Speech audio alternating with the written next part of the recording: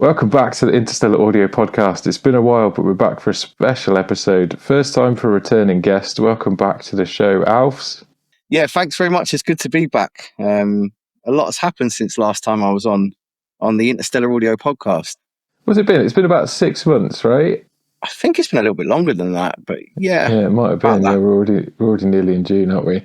But yeah, like you say, a lot's happened since then. We're coming around for a special edition of the podcast because you are soon to release your debut album, and you've graced us with hosting that and platforming that for you. So thought we'd jump on, have a bit of a chat, run through the kind of concept behind the album, talk about people that have been involved with it, deep dive into some of the music that's on there, and see where the conversation takes us. Sounds good.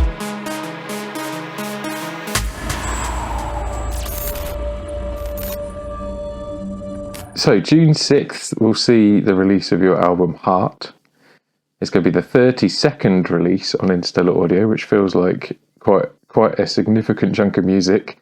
And this is the first time we've done an LP project, which is something I'm super honoured that it would be you with. And for me, the way this whole thing came about was you shared with me a sort of demo of a tune that you've been working on with Harry, with Jimbo.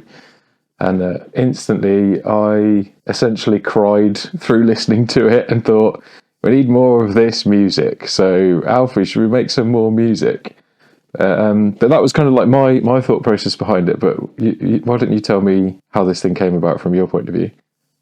What's really interesting is that I spoke to Jimbo about this, and actually he asked me to be on that track through listening to our last podcast. So he'd written that track, and the beat behind it for a really personal reason. He was dealing with like alcoholism in his family, and he didn't know. He said he needed something. It needed a vocalist, and he didn't know who to give it to.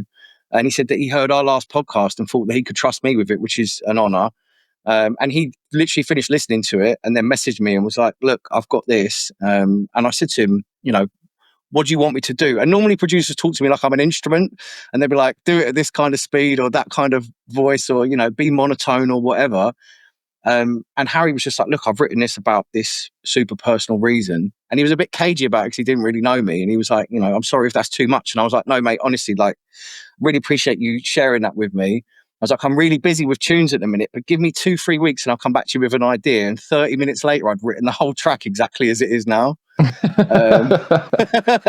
brilliant. But normally I go away and I come back with an idea, and then we kind of workshop it together and things improve and verses get added and stuff. But literally, the second I put the message down from him, I started playing the beat a couple of times and it just came out of me.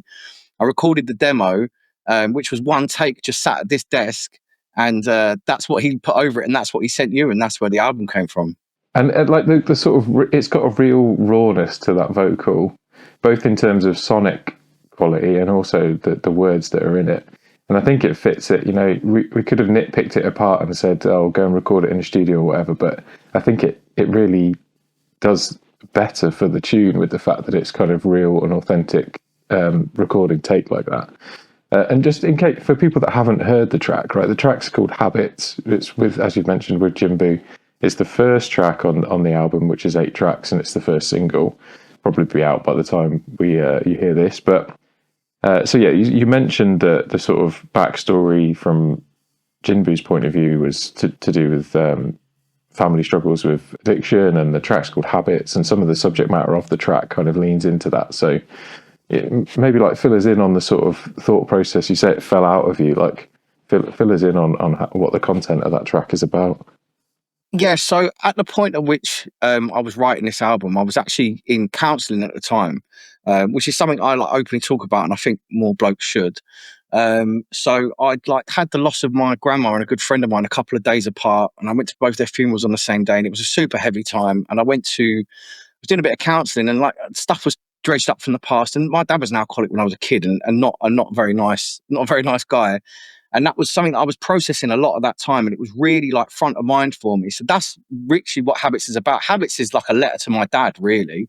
And what's really weird, we're going so deep so early in this podcast. I hope everyone's all right. It's authentic. Let's go. Yeah. The first time Habits was ever performed live was at the Keno event in Nottingham, and not a lot of people know that was actually the anniversary of my dad's passing, and that was the first time it was ever done live. Yeah, I didn't tell. I told Harry about it like 2 weeks afterwards. I was like, I didn't want to say anything on the day and make it weird, so I just kind of got on with it. But yeah, it was really weird the timing of that and how it worked. He messaged me, he was like, "I'm going to play it tonight," and I was like, "Oh, do you know what? Yeah, like there's probably not a better day to play it." Look, there was a lot of stuff going on, and we're all prepping for the show, and I was trying not to think about it really, and then it kind of hit me while I was doing it. You know, while I was up there. And you can hear it a little bit if you listen back to the recording of the event. You can hear my voice cracks a little bit halfway through. But yeah, that's what that track is about. And really, you know, a lot of the album is quite emotional. Not all of it, and there's some like real sort of dance floor bangers in there because we've had conversations about that. I got halfway through recording it, and I was like, mate, I need to put some actual dance floor tunes on this because everyone's just going to be crying all the way through. I can't give everyone 8 tracks of emotion, so we've got to put some fun stuff on there. But like that is prevalent throughout the album. Yeah, it's a really personal sort of journey and a personal story. And I really appreciate, like, you know, Interstellar being happy with me putting that out there because I'm sure some other labels, you know, as well as it turned out, might have been a little bit nervous if I'd been like, I'm in therapy and I'm going to write an album about it. They might be like, oh, it's not really drum and bass friendly, but I think it's turned out well. I think it's right that it's like that. I think we're straight away we're off into a tangent.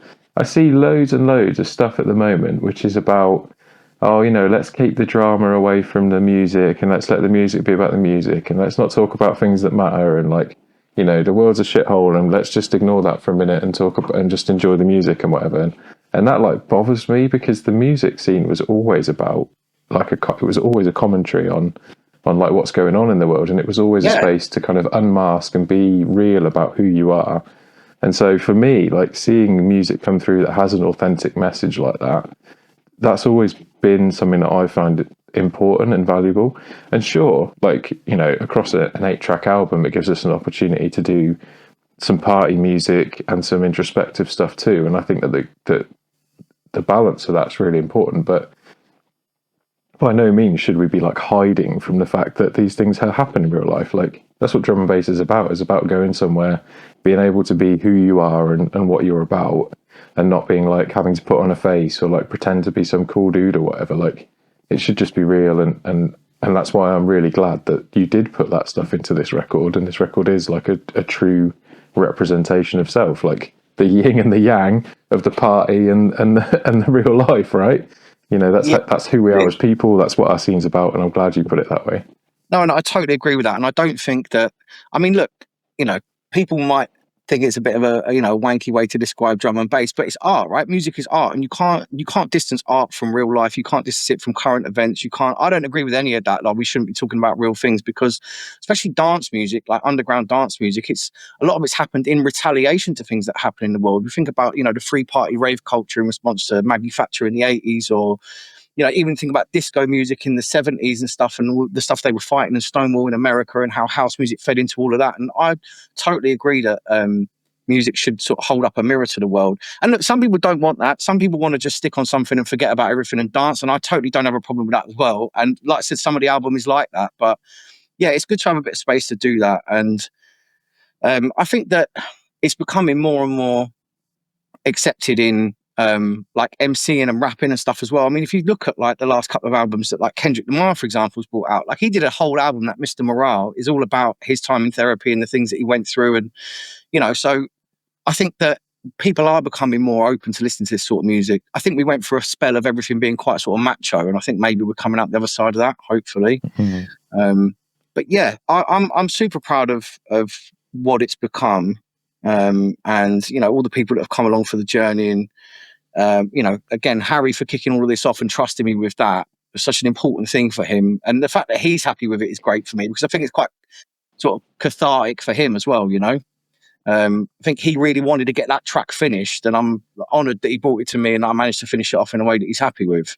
Yeah, I think that's a really important point, right? And I think he might struggle to find these words, and I hope he doesn't mind me speaking for him, but I'm sure that some part of Harry is pleased to have a voice speak for the emotion of that tune, because, you know, Harry's quite amenable and quite reserved in that respect, and I'm sure that he relates and is behind what you're saying on that record, and then to have you be the voice of that emotion, I think is probably something that he's pretty pleased with as well.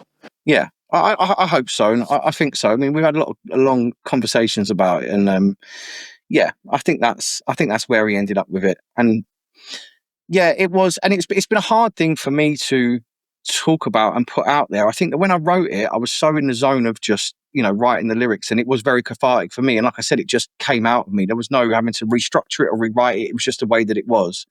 I think where I had problems with it was nearer the time of actually releasing it, because I mean, look, you've had to do this with me. You've been a counsellor as well as the kind of label owner throughout this. Because there's been a couple of times I've come to you and I've gone like, am I mad? Like, can I put this out there? Like, is this okay for me to go out there and talk about? Like, I'm a bit nervous about it and stuff. And you've been really sort of positive and coached me through those stages. But I have had some reservations about putting this stuff out there because it is so personal, It's hard to get out there and talk about this stuff. And sometimes you can couch it and you can kind of insinuate it in some lyrics, which I do in some tracks. But Habits is very direct in the message and what it says. The people that have connected with it, the people that can relate to it, I think, have really connected with it. Like you said, the first time you listened to it, you said that you cried. I mean, when I heard Harry done the final version of it, and that little bit with the phone call in the middle that Yeah, he it's that does, bit, and I mate. didn't know he'd Fucking added hell. that. I was on the tram on the way into work in Manchester, like, full of bods, packed out tram, and I heard that for the first time, and I'm like, gulping them back on the tram. I'm like, don't cry on the fucking tram, mate. It's such a little part of the track, but it's such a perfect embodiment of like what that track's about. You mentioned it being like a letter to your dad and whatever, and I'm sure that most listeners can relate in some personal experience to something along those lines. And that bit caught me completely off guard.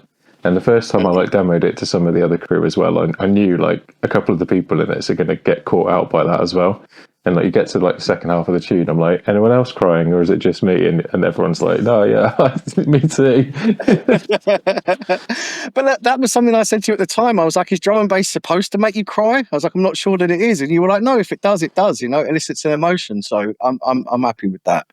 I think as well, like we should commend you. This sounds right up your ass, but it takes bravery to sort of accept someone like me saying, that's a single track, and that's the first single track, and that's the first track on the album.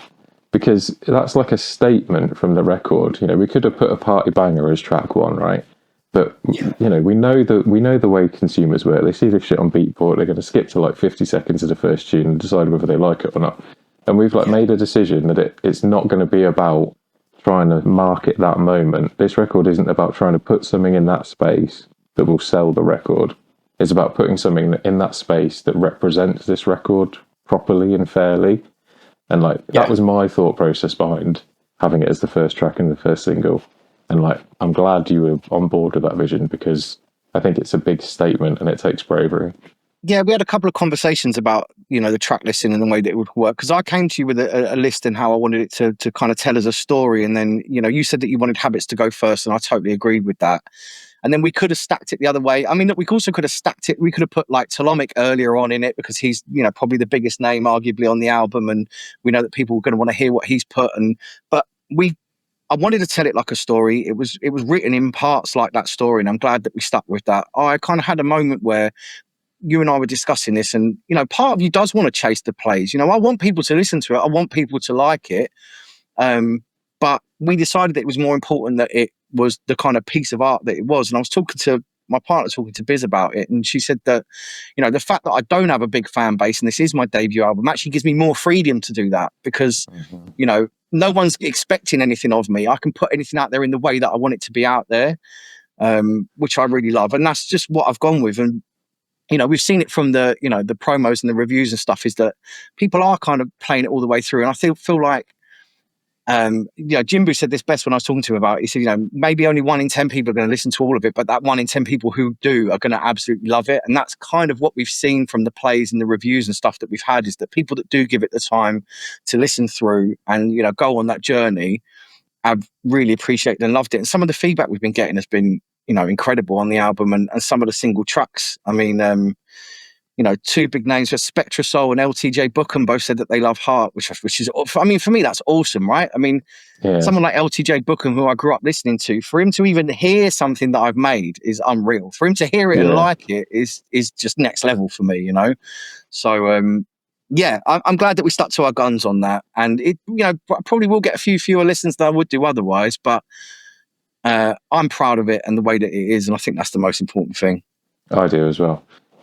You've said to me before that the the album tells a story almost two different ways, and you could listen to it front to back or back to front, and it kind of tells a different bit of story. So like conceptually, like dig into that for us a little bit, tell us a bit behind what's going on there. Yeah, so I like the idea of it. I either get kind of better or worse as the way you listen to the album, and it's not quite as direct as that. But if you listen to, we start with Habits and Episodes, and Habits is obviously a very sad song about alcoholism, and then Episodes are talking very directly about mental health, and then we get into the more kind of party tunes, which are about partying, and there's a lot of like drug use references, and me going out and being like Jack the Lad and doing whatever it is that I do, and the things that lead to you having depressive episodes, I guess. And then I kind of come out the other side of that with some darker tracks like Siren. And then Heart is me kind of starting to realize that I need to change my ways a little bit. And then we finish it off with Boundary, which is kind of like a happier tune. And I'm back talking about music rather than about anything sort of introspective. So that's the way that I kind of feel the journey goes. And you could listen to it the other way and get the other story out of it. But yeah, I'm super happy with that, and it's testament to the producers off the album that I had so much variety in the beats they gave me that I could tell a story like that. There's such a huge change between like the way that Siren sounds and the way that Habit sounds, and Boundary and Fever by Green Tax, and there's such a crazy mix of beats. But I feel like the way that we've kind of woven them together, they work quite nicely together still. I do as well, and even now, like I've probably heard this record more than anybody else other than you, I suppose, but there are still like references and kind of nuance to or what's the word, there's kind of like subtext to the lyrics in each tune that I still pick up on now that I haven't like clocked before. And I'll randomly text you like, oh, just notice this reference here. Like it's got that longevity in terms of the sort of lyrical content there, which is nice. And obviously the production underneath it keeps you coming back and keeps you going through it, so it's cool. I love those moments. I've had a couple of those from you so far, where I was at a party a little while ago and I randomly got a text and you were like, oh, you said this and you meant that, and I was like, yeah, I said that and I meant that, and like, oh, I never noticed that you don't actually say that word and it's all implied. I love that because it obviously shows that you're going back and listening to it. And yeah, I love that it's got mileage that you can go back and hear different things every time. I think the main track for that is probably Siren, actually, with Merds. I think you can just listen to that as a standalone, but if you kind of dig into it, there's a lot of like subtext in that, which I super enjoy. That's probably one of my favorite things that I've written. And it sounds very different to everything else on the album. It sounds very different to anything else that Merds has made. So Merds very much makes like happy liquid usually. Weirdly, where that track came from, Grintax put me in touch with a guy, and I won't name him. I sent him the lyrics for Siren. I'd written them for his track that he'd made. And he was like, I don't like this. And I was like, okay, fine, that's fine. I can write something else. And then I played it to Merds, and Merds lost his mind. And he was like, how does he not like that? He's like, this is amazing.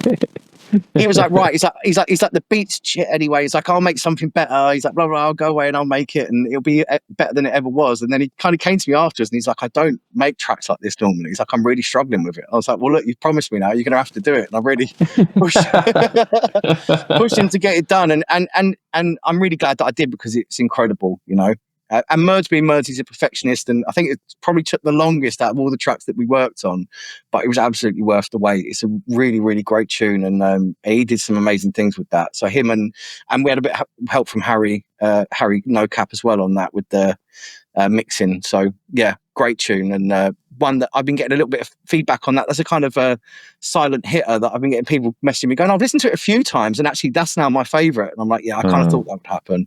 It's a bit of a sleeping giant, that track, because when you sort of first hear it, it kind of, with where it sits in the record as well, it's kind of on the back side of the energy, and so it's easy to kind of not fully appreciate. But then when you do actually get into it, you kind of, there's levels to it. Yeah. I know that you and Merz have got a relationship sort of outside this record as well, and you've been doing various bits and bobs. So like, tell us a bit about what's going on there. So do you know what? I'm going to start this at the very beginning. Merdz's favourite story is our origin story. I met him in Ibiza. I was in my villa in the hills in the middle of nowhere with a couple of my friends, sitting around the fire with three girls. Two of the lads were in the house getting changed. And some guy just came through the front gate of our villa in a pair of shorts and nothing else, covered in mud. And I was like, who is this? Get him out of here. I kind of charged at him, in his words, like a rhino, and just picked him up and was like, right, who the fuck are you? Get out of here. And as I kind of had him on his way out the door, someone came running out. I was like, no, I know him. He's my friend. I kind of dusted him off and apologized and lent him a pair of trainers and took him out for the night. And and I never thought I'd see him again. And then I got booked to MC at a boat party on the Thames, and we were halfway down the Thames on this boat, and I heard this little Manc accent go like, "We're going to be all right today, mate. You're going to try and beat me up again." And I was like, "It's you. You're my mate from holiday. I never thought I'd see you again." And then we got closer and closer from there, and I now live in Manchester, partially because of my friendship with Merds, and we'd both taken a long hiatus from making music. And it was a couple of years ago. We were sat on his sofa. We'd been out for his birthday. And he was, what it's like when you've had a few drinks and whatever. And he was like, "Oh, you're too good at MCing to not do it." And I'm like, "You're too good at producing and making music to not do it." And he was like, "Right, we'll set a deal. We'll both start doing it again, but just for fun. We won't take it too seriously." And then both immediately started taking it way too seriously, as we do. And he's done great. He came out with Hideaway, which has been Side to Focus. And obviously he's made Siren. And we really pushed each other on. I mean, we're like brothers. We bicker and we fight and stuff. When we were doing the North by South stuff, we were putting on a stream every month and falling out spectacularly every month doing it. But yeah, we drive each other on, and I'm really lucky to have him sort of fight in my corner. And he's someone that I can send him my lyrics and he'll really listen to them and appreciate them and give me feedback. And he's always there. So it's nice to have someone like that in music. You need someone to bounce your ideas off and support you when you feel like you're not as good as you should be. Yeah, 100%. Everybody needs their muse, right? That is exactly how it is. I wouldn't call him my muse. Let's not gas him up too much. He's probably going to watch this, but he's all right. So on the flip side to that, then, so Merds you've obviously got an established relationship with, but then if I'm right to assume, the second track on the record, Episodes, which is with Route One, I feel like you've probably got less of a relationship there. He's kind of new to the scene. So how did that come about? So Jake. It's really interesting, actually. So actually, we should take a step back, and this all comes back to Grintax, which actually all of this comes back to Grintax. Yeah, so Grintax really opened a lot of doors for me. I was wanting to start making music and put myself out there, and I put a clip of myself from block to block on the D&B production Reddit and was like, any producers want to work with me, I want to start making tunes. And Grintax reached out to me, and we made a couple of tracks together, which are yet to come out. So actually, when Habits comes out with on Friday with Harry, that's actually my first ever release, which is crazy because I've made so much music in the last year, it hasn't quite seen the light of day yet. And Grim put me in touch with you and brought me into Interstellar Audio and into the Discord and brought me along to the rooftop event in Nottingham. He also plugged me into a bunch of other producers, so much other stuff I've still got coming up. And he's the one that introduced me to Jake, Route One. And he's incredible, like really one to watch. So he's at uni doing music at the moment. And this release is actually his first release as well. So, and he's, made up to be on the album, and, his first release is on an LP with Tolomic and Jimbo and, some other great artists and stuff. But yeah, really nice guy. Like really diligent and hard working with it. Like, he came up with the first version of it and we gave him some feedback and he just went away tirelessly and came back with better and better versions. And I could see his progress as an artist every time he came back with a new version of it. And we're now settled on Episodes, which I think is a really great tune. And he works with me really well. If it being his first time doing it, I was really impressed by, just been impressed by him all the way through. And I think that's a name that people will see more and more if he sticks with it. To be that good at his age, I mean, I'm jealous, really, if anything. Yeah, fair enough. Jimbo was saying this to me. He's like, he's 10 years younger than me and he produces as well as I do. He's like, I'm a bit annoyed about it. Yeah, he's definitely got it. You mentioned that track is more around the sort of mental health side of things. Is there anything you want to talk about the story of the lyrics there? Yeah, so that one's actually got a really interesting story behind it. So the opening bar for that is stressed, depressed, but doing my best. And I actually text that to Merz from a barber shop once, and that's where that bar came from. So a couple of years ago, I had a meningitis. I was really sick. I was in intensive care in the hospital. They told my girlfriend to prepare for me to not come out again. Like I went blind in my left eye. I was really, really ill. I'm fine now, touch wood. And when I came out the hospital, I had to recover for a couple of months, just laid on the sofa. I couldn't watch TV or read or anything because, it's pain in your eyes and stuff. So I just sat on the sofa, just getting worse and worse and just deteriorating and, not getting my hair cut and not looking after myself and just gradually sort of spiraling downwards. And then one day I kind of pulled myself off the sofa and walked into town and got a haircut. And I text Mers and told him, and he was like, "Oh, well done, mate, for pulling yourself together. How are you doing?" And I said, "Stressed, depressed, but doing my best." And he was like, Mhm. "Oh, I love that." And I kind of just kept it in the notes on my phone. And then one day I started writing something, and it originally was a kind of rave bar that I do, that I've modified into a full track. And when I first heard the episode's beat come through from Route One, I was like, "Yeah, this will fit really nicely on this." Um, and yeah, that's again, very directly about my mental health. And I talk a little bit about the kind of mental health of people in the scene, and that kind of journey of, the highs and lows of being on stage to coming off stage and having to deal with that. And, when the highs are high and the lows are low, and if you're constantly, out partying, performing, doing all of this stuff, there's a flip side to that, which I think that probably a lot of people in the scene struggle with. I mean, we know a lot of people in the scene struggle with, right? How do you deal with that, you know, adrenaline wear off when you get off stage and you've got nothing to do, or you go home and there's nobody there, or whatever it might be. And also generally the scene, people that are into, going out and raving and stuff all the time, and, partying and whatever it might be, there's generally something going on there. There's a lot of neurodivergence in the scene, as we know. There are a lot of people with, mental health issues and stuff, and we kind of come together as this collective family to dance together and tell each other war stories and look after each other. And it's one thing that I love about D&B and I love about the scene, and that's some of the kind of themes that I touched on in episode. Yeah, and then from there, I mean, we go on like a bit of a journey. So we get Fever from Grintax, which is just a banger. He came to me, and he was taking a bit of a hiatus from music at the time, and I didn't want to make the album without him, because obviously he plugged me into everybody and got it to where it was. So I messaged him and was like, "Look, no pressure, but I'm going to make an album, and I'm going to keep a spot open for you on it, because we've gone with 8 tracks. If he hadn't have done it, I'd have made 8 and then left a 9th spot open for him if he'd come in even at the last minute, because he Yeah. absolutely deserves it for all the work he's done to, push me and introduce me to people and all that kind of stuff." And I said to him, "Look, this is the track that the album's on at the moment. Everything's quite sad and introspective. I need, like, the antithesis of that. I need something to make people, get up and dance." And so we talked about it for a little while, and he was like, "Look, what I need from you is just a solid mean 16. He was like, "Go away and write that." And he said, "I'll do the rest." And it just sparked life back into him. He hadn't made any music in 3 months, and I think he made that track in a couple of days, and I wrote the bars over a weekend, and we got it recorded and got it down and got it out there. And like, that's a fun track as well. I think it's actually one of the most downloaded ones from the promo, because that's one you can, Mhm. get out there and play out. I mean, even Alpha played it on his podcast the other day, and that's so Yeah, I not an couldn't believe Alpha it. track, right? Yeah, I couldn't believe it. Yeah, yeah. That is a proper DJ dance floor smasher, that one. And yeah, when I tuned into the podcast and was like, "Oh my god, I can't believe this is the track he's chose to play." I was quite surprised, but it just speaks to like the power of what's going on there. It's good. Yeah, absolutely. Yeah, definitely. And then, also like Zonda's on there as well. So I was plugged into him through Grintax as well. Grin's done a lot of heavy lifting on this album.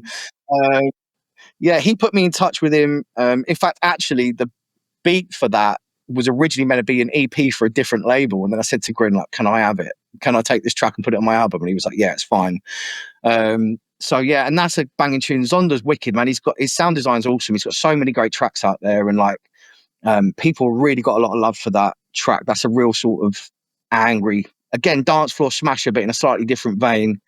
And then working with Charis was great as well. So I've got Spice with Charis, and that track went through so many different changes. Like, I wrote 4 different bars for that.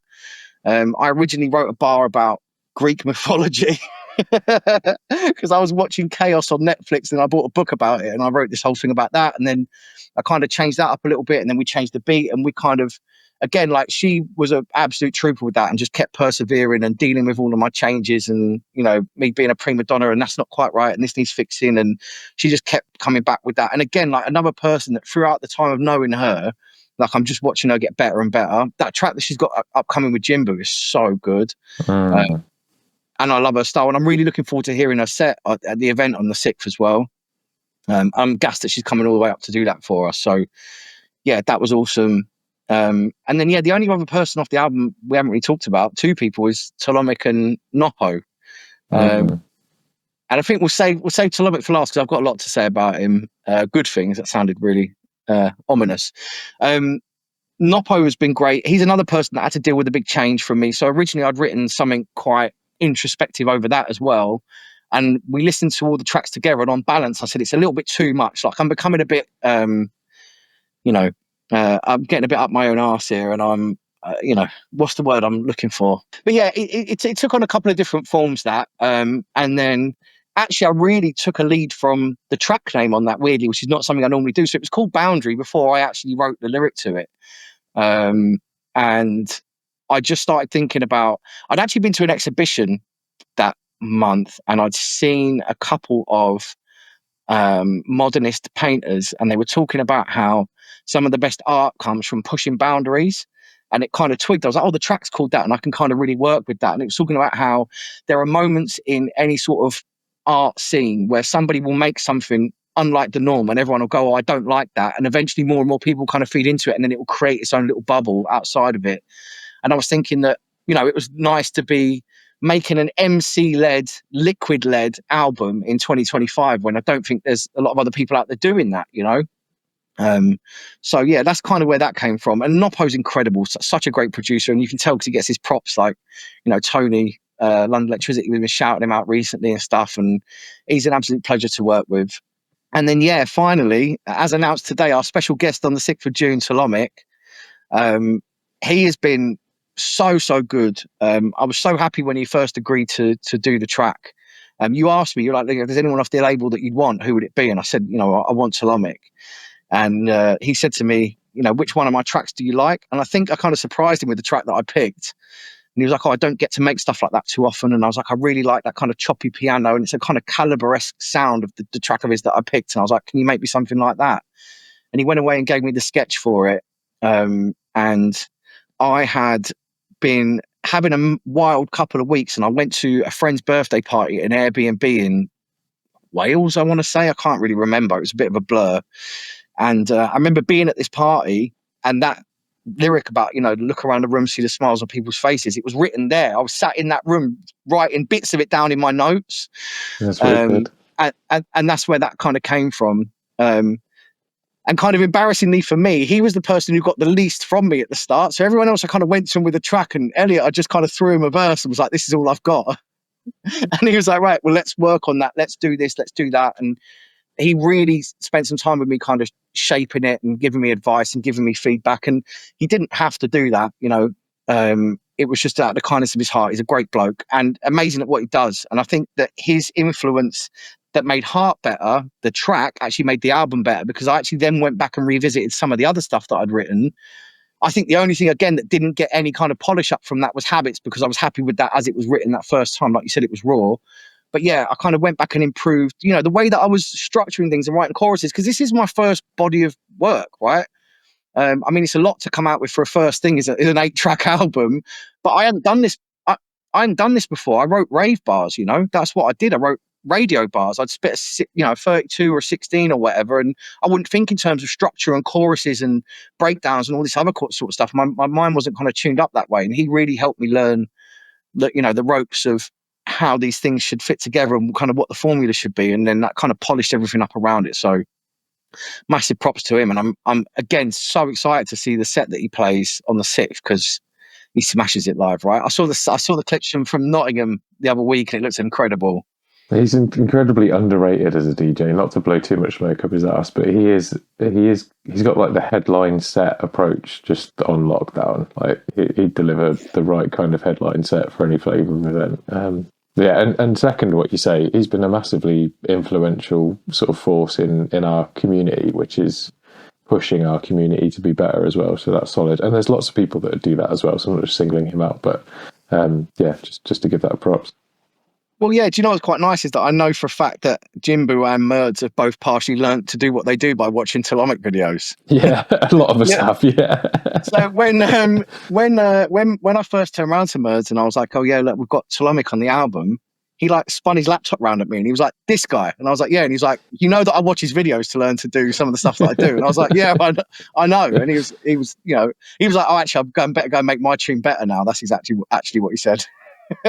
Well, I mean, that's valid though, right? So that thing about it's a big thing to do for the first one, and it's testing your skills and so on and so forth. Like from my point of view, we've not known each other a huge amount of time, but in that amount of time, it's clear to see that you are someone who is very eloquent and very able to deliver a message. And so that sort of some of the thought process from my point of view was like, if this guy took the time to write an album, it couldn't be bad. Like the messages that he's going to choose to deliver are going to be, they're going to strike a chord with me, and then hopefully they'll strike a chord with other people as well. And so it was a case of like knowing that that was just, it was just the way it was going to go. And I was like, I'd love to see what an album came like, what it turned up like from you. And yeah, it's not disappointed at all. Like it's exactly what I thought it would be and more. But something that we've spoken about like this week is like not losing sight of the journey of doing it, right? Like 90% of the joy of an album or a project, any project, is like those experiences that happen while you're doing it. Like when we put it out in the world, yeah, it's either going to flop or it's going to be great, and that'll be cool. But like the bit that we've done now, the bit that you've done now is the real sort of art and the real work. The product at the end of it, it's less important in my eyes. It's about having gone through that journey and like built those relationships and tested those things and developed those skills and sort of had those interactions and experiences. And it's sick to have been able to like sit and watch that happen. It's pretty cool. Yeah, it's something that I have to keep reminding myself, because like what you do know of me is I'm very outcomes focused. I like to get things done and achieve things, and I've got the next goal and I'm working on the next thing. Yeah, we're product managers, mate. That like our job is about output. That's just the way it is. Yeah, exactly. But it's not. I've been trying to reflect a little bit this week, and I've been looking back over some of the other like little bits of content and stuff I've done. And like when I went to BIM to record with Harry, and like I was so gassed about just going and doing that and having the studio time, and just all these little steps along the way is kind of appreciating those and those that kind of got me here. And yeah, like you said, once it's out there, and people react to it in the way that they react to it. But by and large, the reactions have been good, and the people that have given it the time and have connected to it, that's all I really wanted. I wanted enough people to hear it and go, I can relate to that, and it made me feel something. That's worth more to me than getting 10 times the amount of plays on it. Not that I wouldn't like loads of plays on it, obviously we all would, but it's a kind of story-led album, and that's what stories are meant to do, connect with people. So I'm glad that it's been doing that already, and I've been getting some really lovely feedback on that. So yeah, we'll see how it does. We've only got a couple of weeks to go now until we find out what the world thinks about it. I'm excited for the launch event as well. I've got some incredible support from friends and people within the scene, and loads of people from Interstellar who live nowhere near Manchester, are going out of their way to come all the way up here to show support and be there for it and stuff, which I absolutely love. And last time I was on the podcast, I gave a shout out to the community and the Interstellar family, but I've got to do it again because they've all just been awesome. They've been really great at all the events. They're really great on there every day. We have like a well-being channel on there, and if you're having a hard time, everyone comes together and supports them. I've absolutely loved that. And again, it's testament to you and the label that you've built that we have that. And I think that it would make someone like me feel happy to put something like this out with you. There's a lot of labels that I maybe wouldn't feel confident to tell these kind of stories with. So I think it's very much an Alfs album, but I think it's also very much an Interstellar audio album. It really does suit the sort of Interstellar audio ethos. I appreciate that you say those things about the community that's there, and I appreciate everybody in the community. But specifically for this album, it's like, could there have been, because like we didn't know this at the time, but like, could there have been a more appropriate thing to decide to say, okay, this is going to be like the biggest project we've done yet.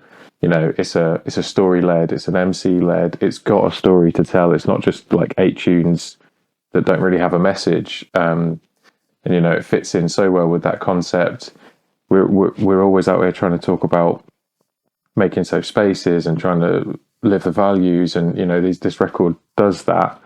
And then there's like the Easter eggs and stuff as well. Like for a sci-fi nerd like me, when you sent me the sort of rework of the tune with Charis, and all of a sudden it's got a bunch of Frank Herbert references in it, I'm like, okay, this is the one now. Like, there's no going back from this. This is the one where we've got to make it work. Yeah. All those kind of things. Like, just on a personal level, forget the sort of commercial side. It's just nice that that's how it goes. It's this is a hobby. This is fun. We do it for passion. We do it for the enjoyment of those experiences, and it's sick that it kind of lined up that way. I'm super glad that you were like, yeah, all right, fair shout, Russ, we'll do an album, because it's led to some really cool things that have happened, and I'm gassed to see it go. I was so excited when you asked me to do the album. There's a bunch of things that I've always wanted to do. Putting an album out there, being on vinyl, which we've done, and pre-sales up for that, and people can order the vinyl editions, and all those things are cool. Going back to what you're saying about the Frank Herbert references, it's really funny because I was talking to Charis the other day and I sent her a GIF from June, and she was like, I've never seen that. And I was like, well, we've got a track about it together. I was like, do you not get the references in the track either? And she was like, no, I just thought it was cool. I was like, all right, cool. So there you go. But yeah, it's and that's something else that's been coming, since last time we spoke. I've been doing a fair bit more live stuff, which has been cool, and getting out there and gigging a little bit more. Not so much recently because I've been putting all my energy into the album and doing all the promo stuff for it. But that's been a great thing to do. The Kino event that we did in Nottingham was awesome. I really loved that. That was such a fun night. Wicked. And seeing him and Violet live and everyone else was quality. I had a really great time. I've done a few things. Obviously, I went with Abyssal and I did that gig over in Antwerp with them. And there's been a few little things here and there, a couple of bits in Manchester. And then, 6th of June, we're off the square for the album launch party. And it's mostly producers from the album. So Jimbo, Charis, Tolomic and Merds will be there. But I've also got Leia J there as well. She's a great young up and coming DJ from around the area, and I want to showcase a bit of local talent and gender balance the lineup a little bit as well, which is something that I've learned from you as a promoter. Is something I think that we should be doing more and more, and I know that you do really well. So trying to keep that in mind.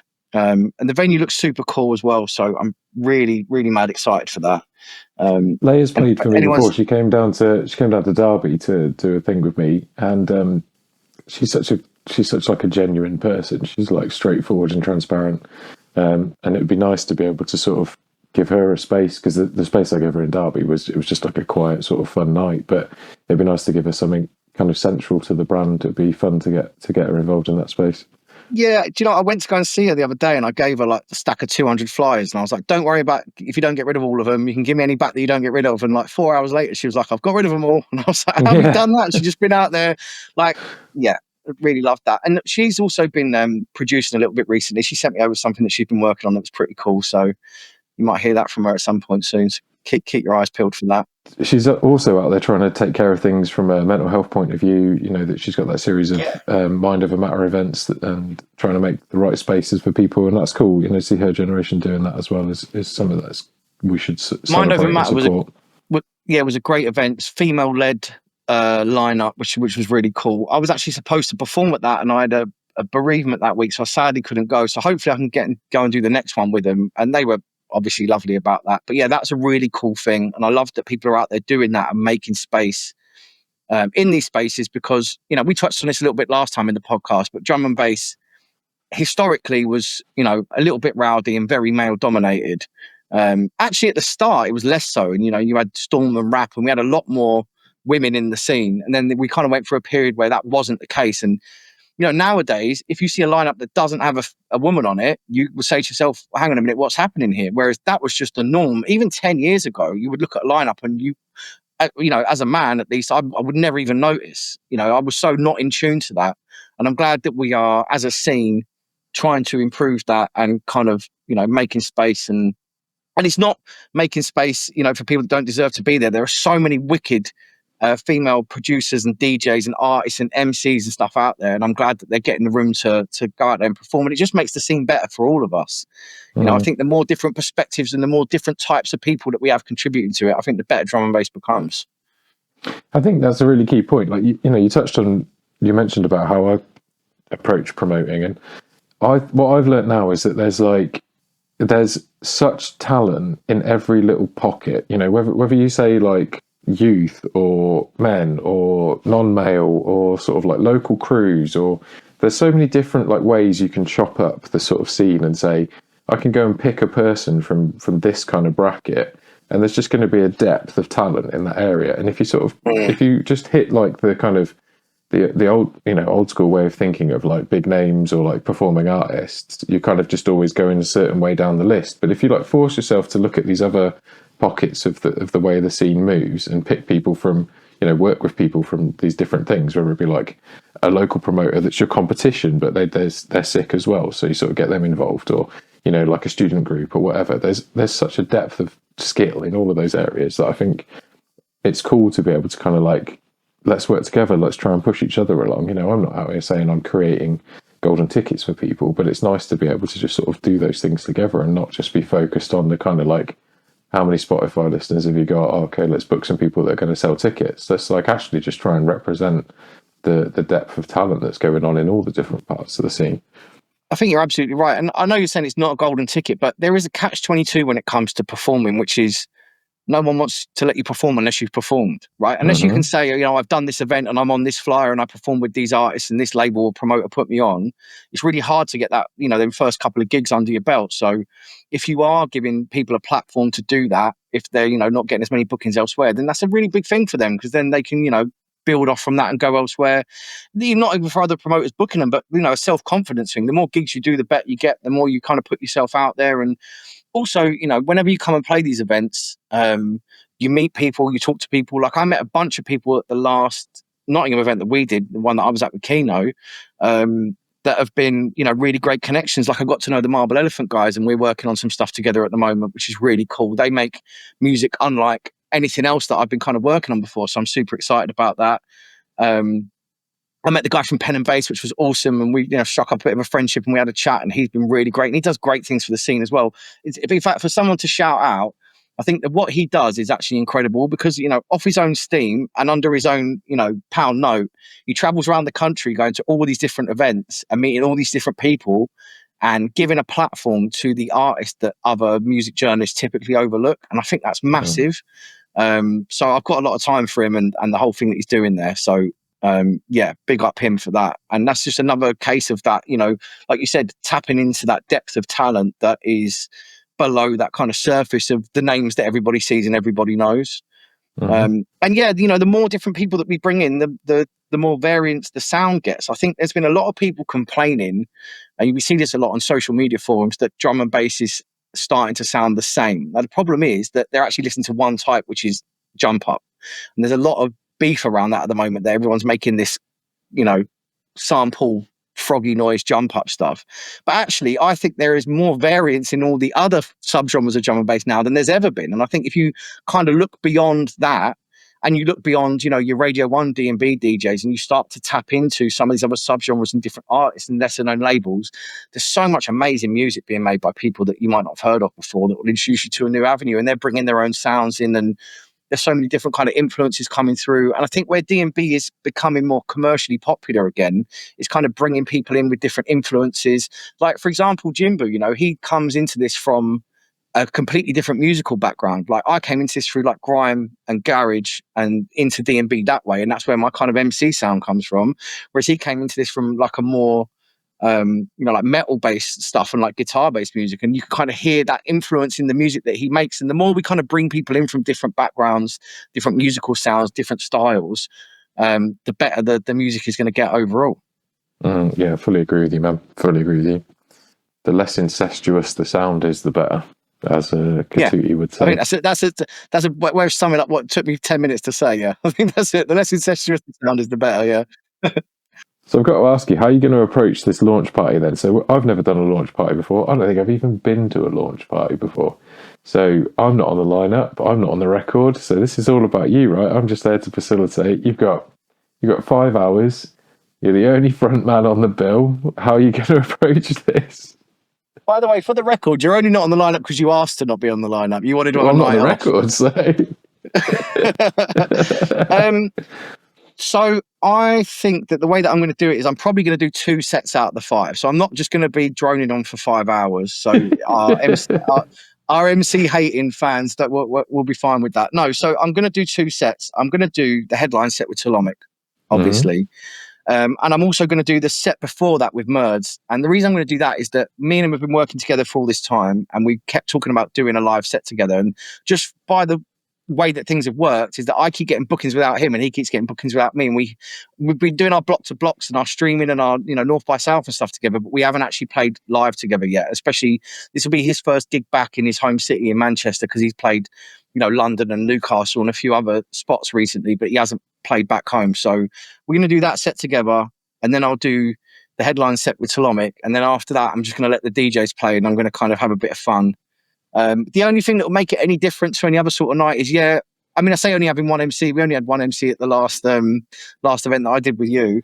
Yeah, that's because we were But only yeah, allowed to. Yeah, we would have yeah, not had only one MC if we were we're only allowed. allowed Yeah. one. Yeah. I may be biased, but you chose wisely. No, I think that the only difference is that I might do a little speech. I might give a couple of minutes and just give a few thanks to a few people there. But yeah, it'll just be like any other night, really. Apart from I'll just be hoovering up all the attention. So Yeah. just like any other night, then. Just like any other night, yeah. And then we'll all be in floods of tears when Habits gets dropped, yeah. Yeah. Have to see if we can get some heart branded Kleenex to give out in the club. Some good, So some funny. good merch. Yeah. Yeah, and it's cool because we get to go and do that party, and then that's going to be my kind of focus of that day, even though that's the big launch day. And then when the kind of dust settles from that, then we get to kind of soak up the reaction to the album.